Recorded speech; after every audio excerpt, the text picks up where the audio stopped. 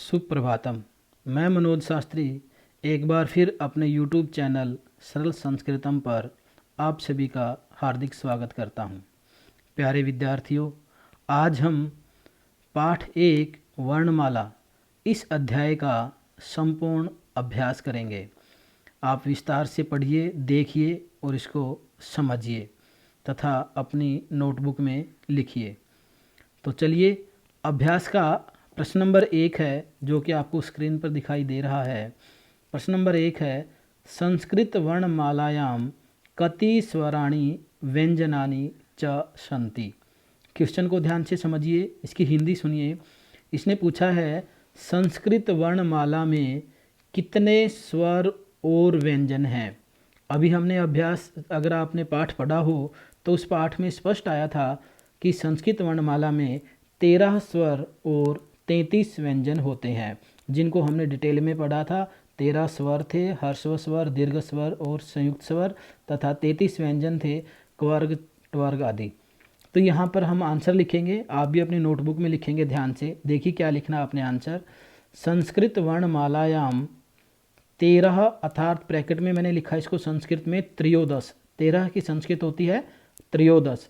संस्कृत वर्णमाला में त्रयोदश 13 स्वराणि स्वर तथा 33 त्रयस्त्रिंशत् व्यंजनानि सन्ति। 33 व्यंजन होते हैं। फिर देखिए एक बार, संस्कृत वर्णमालायाम त्रयोदश स्वराणि, संस्कृत वर्णमाला में 13 स्वर तथा 33 व्यंजन होते हैं। ये इसका सही आंसर था। ये आपने अपनी नोटबुक में लिखना है। आइए प्रश्न नंबर 2 देखिए। अंतस्थः वर्णानाम लिखत। क्वेश्चन में पूछा गया है अंतस्थ वर्णों को लिखिए। अभी हमने व्यंजन पढ़े थे, व्यंजन में नीचे आया था अंतस्थ वर्ण। अंतस्थ वर्ण कौन कौन से पढ़े थे हमने? य, र, ल, व। ये 4 जो वर्ण हैं अंतस्थ वर्ण कहलाते हैं। तो इनको भी लिखिए आप ध्यान से और इनको याद भी कीजिए।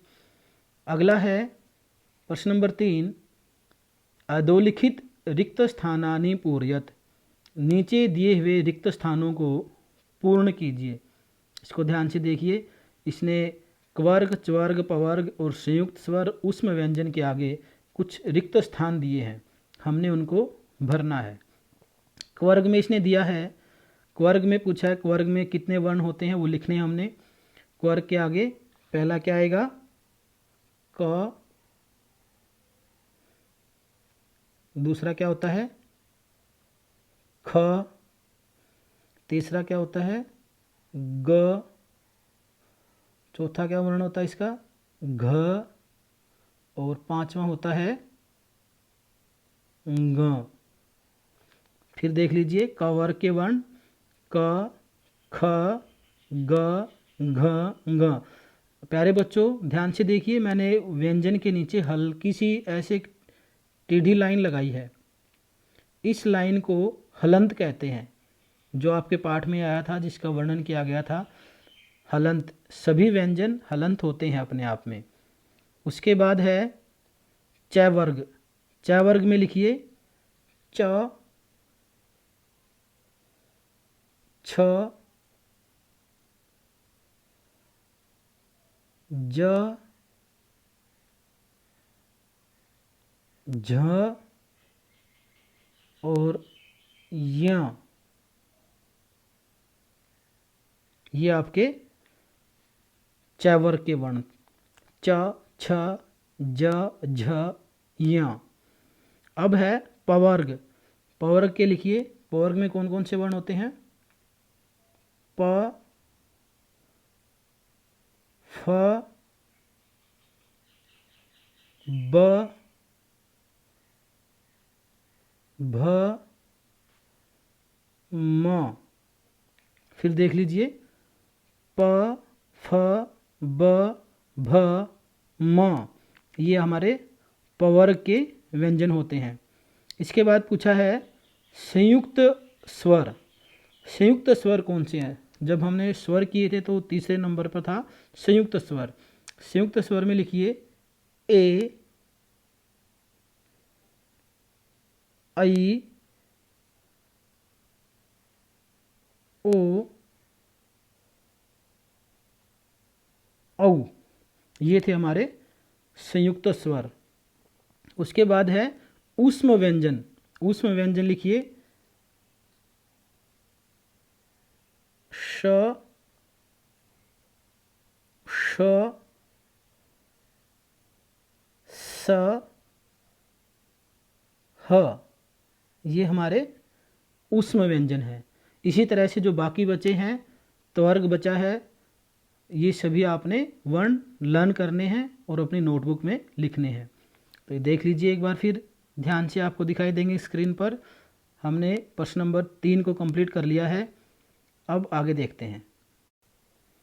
प्यारे बच्चों, प्रश्न नंबर 4 में पूछा है मंजूषातः उचितम पदम चित्वा वाक्यानि पूरयत, अर्थात मंजूषा से उचित शब्दों को लेकर वाक्य पूर्ण कीजिए।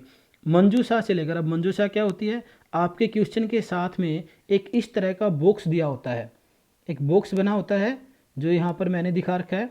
इस बॉक्स को संस्कृत में मंजूषा कहते हैं। इस बॉक्स के अंदर कुछ शब्द लिखे हुए हैं, इन शब्दों से हमने इस खालिस्तान को फिल करना है। तो देखिए पहला, चलिए कै भाग देखते हैं इसका। भाषा की सबसे छोटी इकाई को खालिस्तान कहते हैं।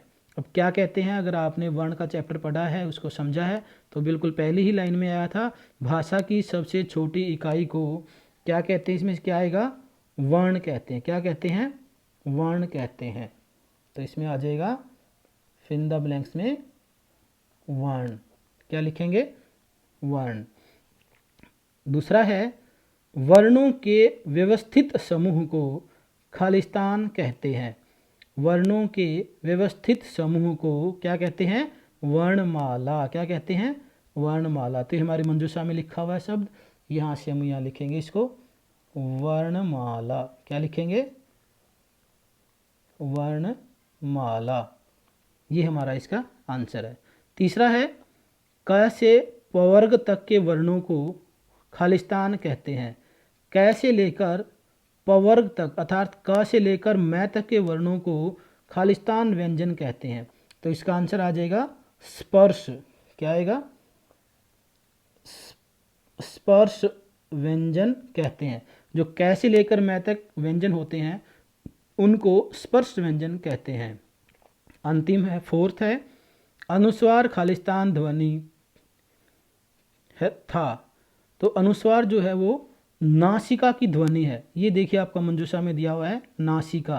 तो जो अनुस्वार की ध्वनि है, अनुस्वार का जो साउंड है वो नासिका से निकलता है। नासिका ध्वनि क्या है इसकी, नासिका। इसकी जो ध्वनि है, साउंड है अनुस्वार की, मैंने बताया था अनुस्वार जो किसी शब्द के ऊपर हम डॉट लगाते हैं उसको अनुस्वार कहते हैं। पांचवा है खालिस्तान स्वर का प्रयोग वैदिक संस्कृत में किया जाता है। एक स्वर जब हमने पढ़े थे और उसमें हर्ष स्वर की अगर मैं बात करूं तो उसमें अंतिम स्वर था लरी, और उसमें लिखा हुआ था स्पष्ट कि लरी जो स्वर है उसका वैदिक संस्कृत में प्रयोग किया जाता है, लौकिक संस्कृत में उसका प्रयोग नहीं होता।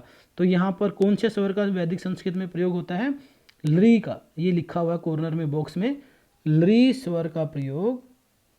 तो यहाँ पर आंसर में क्या लिखेंगे, लरी। लरी स्वर का प्रयोग वैदिक संस्कृत में होता है। तो ये था आपके अभ्यास में 4 ही क्वेश्चन हैं। चारों को 4 मैंने आपको करवाए हैं, समझाए हैं, आपको अच्छे से समझ में आ गए होंगे।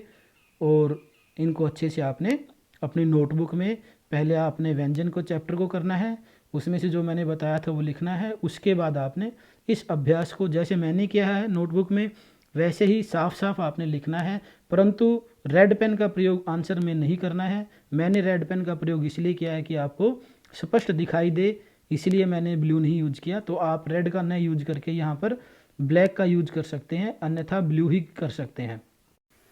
प्यारे बच्चों, उम्मीद करता हूँ कि यह अभ्यास आपको अच्छे से समझ में आया होगा और आप इसको अपनी नोटबुक में अच्छे से करेंगे।